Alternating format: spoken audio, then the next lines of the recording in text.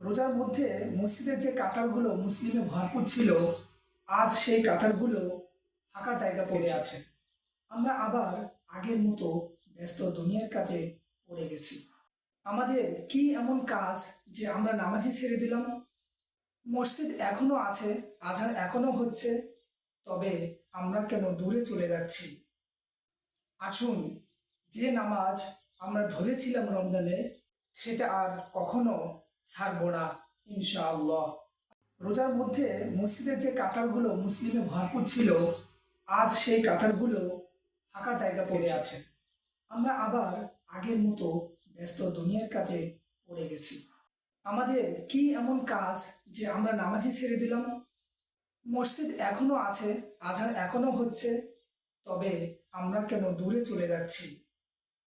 আসুন, যে নামাজ আমরা ধরেছিলাম রমজানে, সেটা আর কখনো ছাড়বো না, ইনশাআল্লাহ।